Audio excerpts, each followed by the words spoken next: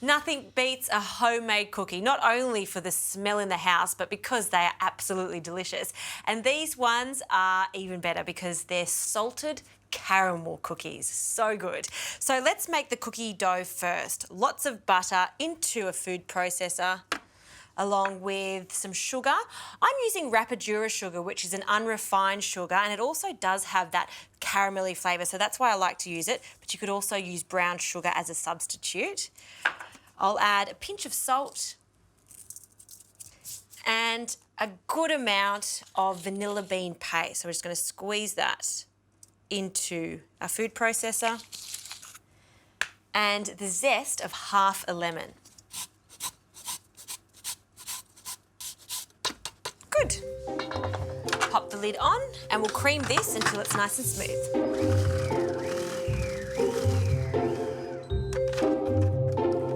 Excellent. For the flour, 250 grams of plain flour. And this time you don't want to put this on a high speed. We just want to incorporate the flour very slowly.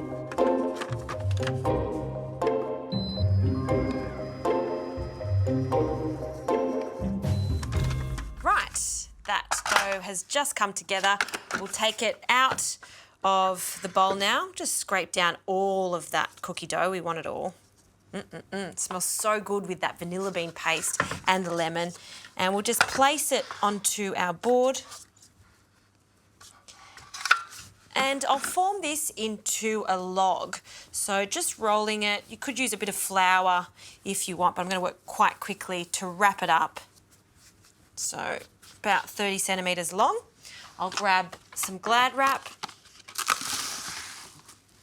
nice big piece, and we'll just pop that in the centre, wrap that up.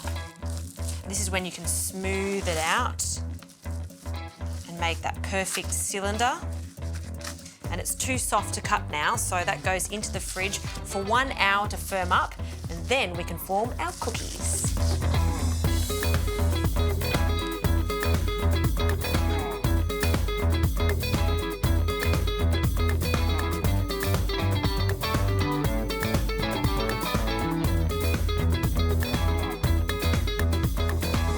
The cookie dough has firmed up, so we'll take it out of the cling wrap and we can start cutting them into bite-sized pieces.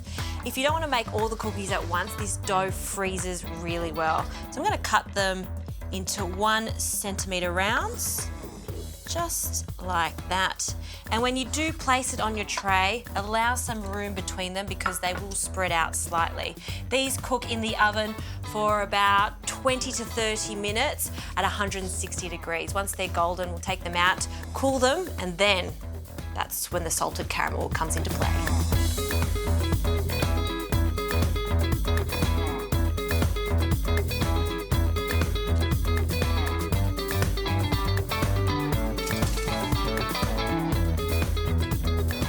Now, instead of coating the cookies in a regular icing, I'm going to use white chocolate and then flavour it with some salted caramel. So this is just really, really delicious. But we have to melt our chocolate first. So white chocolate, use good quality chocolate for this.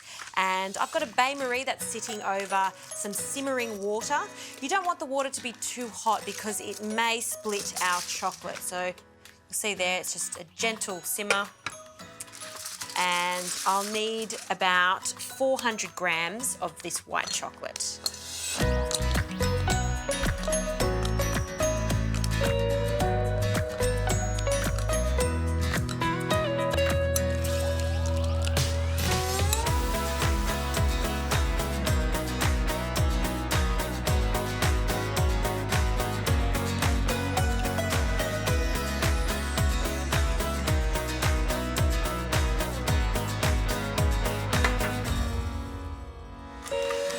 Come out of the oven and they've cooled down. I've also cooled down the chocolate to room temperature. You don't want it to be too hot because we really want to taste that luxurious richness from the salted caramel. So we're going to add a very small amount. So just use the cap, about a quarter of that cap. We're going to add it into our white chocolate, mix it in.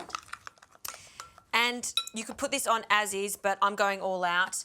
A little colouring, some yellow colouring is my choice for this salted caramel cookie. And again, be really careful with this, not too much. I'm going to add just 1 drop for a pale yellow colour. And then we'll mix that in. Okay, that's great. Now I'll grab my cookie and a palette knife, and then we can just ice them. And I like to be quite generous with this because it's just that yummy. So just a nice layer all the way to the sides.